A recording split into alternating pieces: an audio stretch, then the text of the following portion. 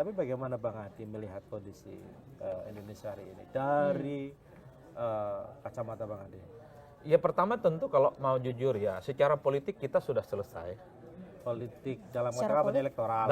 Dalam arti stabilitas politik. Dulu biasanya masa transisi. Sudah selesai maksudnya sudah stabil. Pertama yang harus kita ukur itu biasanya ketika ada transisi kekuasaan politik itu selalu ada kegaduhan.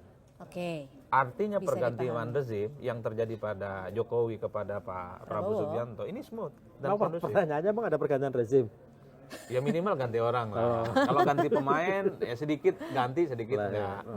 Biasanya kalau kita mengacu pada Jokowi 2014 kan nggak bisa ngapa-ngapain di awal-awal. Hampir setahun penuh Jokowi tidak bisa melakukan apapun. Keputusan-keputusan politiknya diprotes oleh DPR. Partai-partai yang jadi oposisi selalu melakukan resistensi. Jadi jangankan bikin undang-undang, ngomong aja serba salah bagi Jokowi.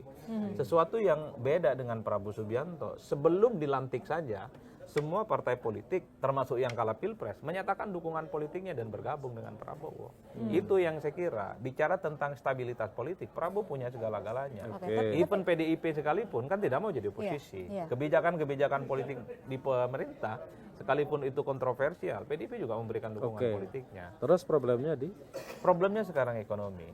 Kalau kita membaca teori-teori ekonomi politik, ada satu keyakinan kalau stabilitas politik itu bisa kondusif, bisa dijaga, maka ekonomi bisa diwujudkan dengan nyata.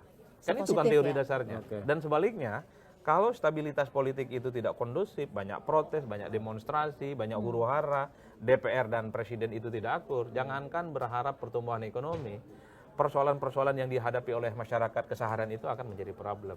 Nah, per hari ini tesis itu sangat mudah untuk dibantah. Politik kita kondusif, tidak ada yang jadi oposisi. Parlemen itu sami'na wa ta'na. Ini akan tegak lurus kepada pemerintah dan presiden. Tapi kalau kita bicara tentang ekonomi, sorry itu saya harus kita akui, sedang tidak oke-oke aja. Ini valid kali yang benar juga ya. Pengusaha UMKM. Jadi benar-benar dirasakan. Jadi dia sekaligus curhat sebenarnya. Sekaligus curhat.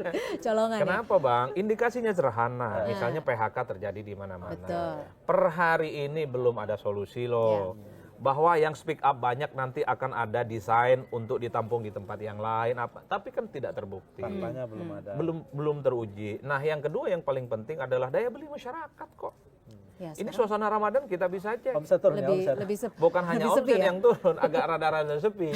Biasanya di atas jam 9 malam itu rada ramai. Sekarang? Belakangan ya agak sepi dan senyap lah. Senyap. Bukan karena Lailatul Qadar ya. Tapi memang daya belinya. Sekalipun ada yang beli ya. Kalau dulu kan biasanya orang beli itu, misalnya nih kalau dia datang ke warung UMKM yang kelontong gitu, dia beli beras, beli telur, beli rokok dan kopi rata-rata dan Indomie. Ini separohnya sekarang Bang. Kadang rokok beli separuh, kopi juga beli sebatang. Jadi terlihat tergambar dari dan situ. Dan ini indikator yang sangat real ya, karena itu terjadi di masyarakat dan kabarnya jumlah pemudik tahun ini juga berkurang dibanding tahun sebelumnya. Kalaupun toh pemudik misalnya nanti membeludak, bagi saya itu bukan bisa dijadikan sebagai indikator ekonomi kita berdenyut. Ini ada satu istilah yang disebut dengan kemewahan yang terbatas kan, atau kemewahan yang dipaksakan. Mudik itu kemewahan. Punya dan nggak punya duit, orang akan memaksakan diri untuk mudik. Saya kebetulan agak lama merantau di Jakarta, 25 tahun lebih. Kalau urusan mudik Bang, apapun kita gadaikan. Kolor pun kalau masih ada yang mau, kita gadaikan. Yang penting bisa dulu mudik. Ya, pulang jadi kalaupun toh ada orang mudik, mau jalur darat, udara, ataupun laut, itu jangan dipersepsikan mereka itu punya uang. Karena mereka itu rindu kampung halaman, ya, rindu sanak pamili. Artinya pertanyaan bisa juga kayak gini Bang Adi. Artinya ketika mudik itu selalu diusahakan apapun caranya, termasuk jual kolor, berarti ketika dia nggak bisa mudik, jangan-jangan sudah nggak ada yang dijual kan? Nah benar, udah nggak ada yang bisa digadai. Kan gitu berarti kan, lebih parah lagi kondisinya. Oh iya. Itu kan sekarang sudah mulai muncul. Nih lihat nanti angka mudik bisa berkembang ataupun bertambah dari tahun-tahun sebelumnya. Yang ingin saya katakan itu tidak bisa dijadikan sebagai parameter bahwa kondisi ekonomi kita sedang berdenyut. Nggak bisa. Kemewahan yang dipaksakan ini yang saya sebut dengan mudik itu terjadi pada semua orang. Kita mudik setiap tahun. Ada orang tua, ada sanak famili, ada keluarga yang sudah meninggal, harus tahlilan, harus ziarah kubur.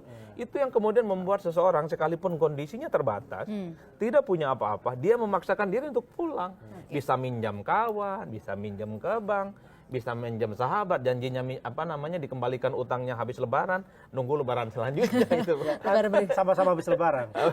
Tapi Bang Adi gini, kalau tadi Bang Adi kan sempat bilang bahwa wah partai politik positif, nggak ada oposisi, semuanya mendukung. Tapi di sisi lain komentar aja kalau dilihat dari indikatornya dari Instagram Bang Adi aja, itu negatif. Ini kalau Bang Adi ngelihatnya kemunduran demokrasi atau gimana sih? Enggak, sebenarnya kalau kelompok-kelompok menengah ya yang pakai medsos itu adalah mereka yang sebenarnya engage dan agak sedikit ngerti banget terkait dengan persoalan-persoalan politik. Ketika ada narasi bahwa Indonesia baik-baik saja, pasti mereka bertanya, apa ukurannya Indonesia itu baik-baik saja? Oke, politiknya selesai, nggak ada oposisi, nggak ada yang protes, oke, nggak ada perdebatan. Tapi ketika bicara angka-angka yang terkait dengan PHK, apa yang kau bisa bantah? Seritek itu kan ratusan ribu di PHK, apakah kau ingin bilang itu baik-baik saja? Ini industri besar kok, jadi andalan dari dulu, boleh. Apa yang kemudian menyebabkan ini semua? Dan kemudian banyak orang yang per hari ini jerit-jerit misalnya soal daya beli mereka berkurang. Ya. Kan itu bisa dicek ya, Ramadan rada-rada nggak ramai, buka bareng agak jarang. Bener, Dan itu bahkan bener. kalaupun toh ada ngumpet-ngumpet, pasar-pasar kaget yang itu setiap hari ada, buka dari jam 3 sore, itu per hari ini juga kita sulit untuk mencari dibandingkan dengan yang sebelumnya. Itulah yang saya sebut sebagai sebuah indikasi. Jadi kelompok-kelompok kritis yang pakai medsos itu bertanya, bagaimana Anda bisa menjelaskan soal kayak gini. Kemarin soal Danantara, waktu launching dan sebelum launching, ini kan respon pasar jadi negatif. Waktu muncul istilah Danantara, 7%-nya sudah jeblok kan. Ketika launching soal struktur pengurusnya juga jeblok. Tapi yang penting kan pangan aman. Ini Gus Kim mulai ikutan nyinyir. Nah itu yang saya sebut bahwa kelompok-kelompok kritis ini nggak bisa menerima sesuatu itu tanpa pertanyaan-pertanyaan kritis. Beda dengan masyarakat di bawah. Apa yang disampaikan udah tegak lurus saja. Karena mereka nggak terlampau peduli. Yang mereka tahu itu adalah bagaimana keseharian mereka itu terjamin. Dan ingat kelas menengah ke bawah itu kan dapat banyak bantalan, Bang. Ada bansos, ada PKH. Jadi nggak protes kalau ada apa-apa. Tapi beda dengan kelompok kelas menengah, Bang. Dia mempertanyakan sesuatu yang dinilai valid dan benar. Jangan-jangan memang ada sesuatu yang masih belum Tapi kalau terkonfirmasi. bicara soal kelas menengah ini kan justru kelas yang terhimpit ya, dapat bantuan. Terlalu miskin untuk mendapat bantuan, tapi terlalu kaya untuk disebut memiliki uang. Iya begitu. Kalau kita mau membaca range yang disebut dengan kelompok kelas menengah, mereka yang punya duit bulanan ya 2,5 juta sampai 10 juta. Ini problemnya sekarang mereka ini agak sedikit galau, nggak ada bantalan, nggak ada bansos, nggak ada PHK. Tapi disebut orang kaya nggak juga. Untuk hidup di Jakarta misalnya 10 juta, ya sorry tuh saya tidak bisa bicara banyak, Bang. Cepet-cepetnya itu bukan kelas menengah itu.